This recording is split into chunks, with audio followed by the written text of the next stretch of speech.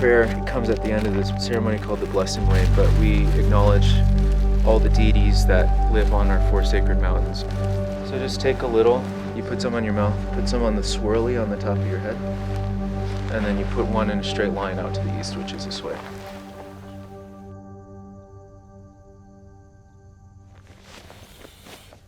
This adventure is a relay from Bears Ears National Monument to Grand Staircase National Monument. Let's do this.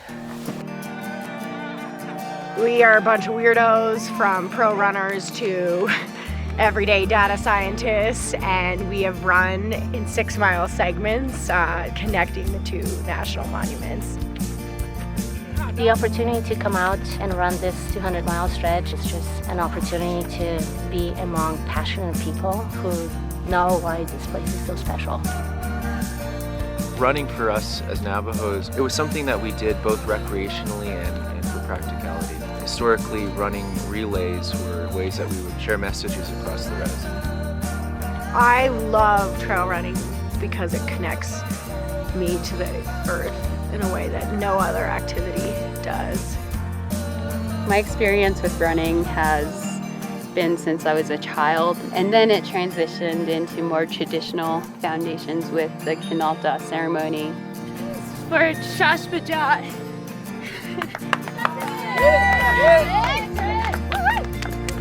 One of the best ways you can see a place, smell a place, feel a place, really soak in all the magic is when you're on your own 2 feet, when you're doing something human-powered. So good. It's beautiful. The reason why it's significant is that the eagle is like the one animal that can fly up to, they call them Di and Dine, which are like the holy people. When they pass it off, you have to like breathe it in, like life, you know, like you breathe in all the prayers and then you run with it to, you know, give you strength. In a way, running is a meditative space, but it also allows me to reflect on the stories and the knowledge that was passed down about this place that I know. Yeah, so you see that ridge, this is that red ridge that's kind of running all the way down, and you see it running down there. That's called Comb Ridge. Look at Shiprock out there. Like Yeah, that's Shiprock. That's New Mexico. That one really far away? Yeah. That New Mexico? Yeah, and then this is Colorado right over here.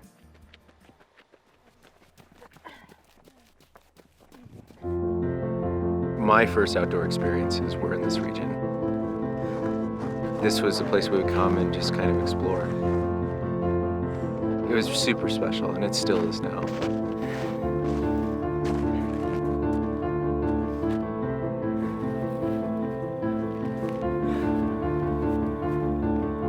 I never thought so many people would care about this place, you know? And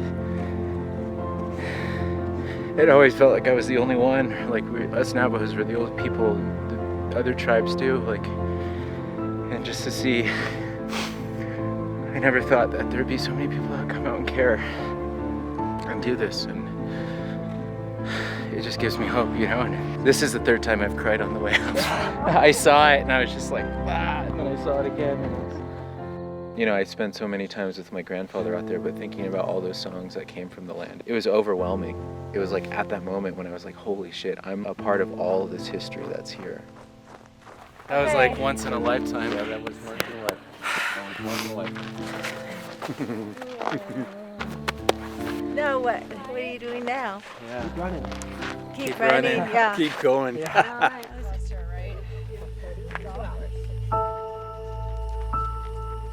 Hands are already cold. It's awesome. Ugh. I'm not sure I've ever done this before.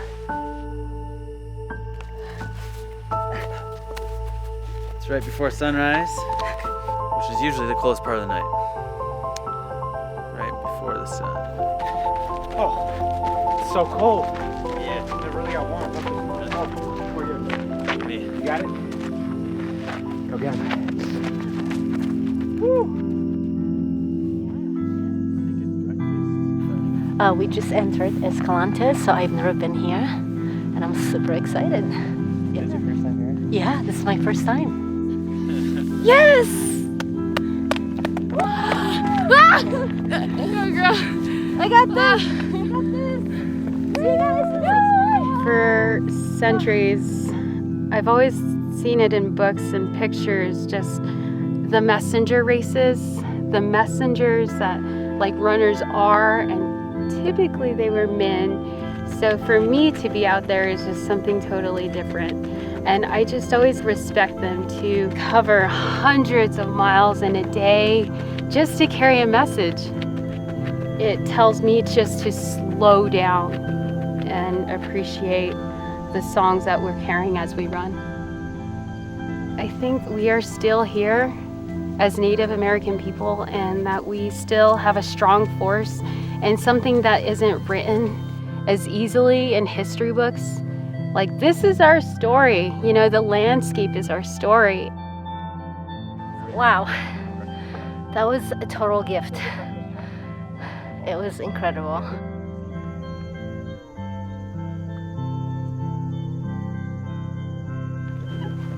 It's just incredible.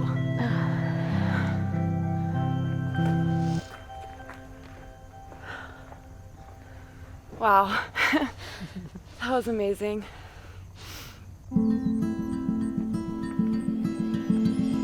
When you actually get out and with your own feet you get to experience, and you know, I could notice a smell and the shade of the rocks were changing, and I went from, you know, running through little bushes to everything started to grow.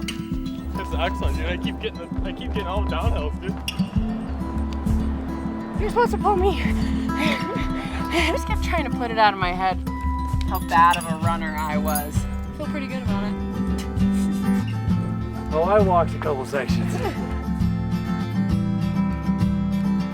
Bears Ears and Grand Staircase National Monument should both remain protected because they are a symbol of joining the historical significance of this land with today's recreation opportunities, and it's this really powerful moment, and I think that it's an opportunity to set a precedent for how we approach land from here on out. She's hauling.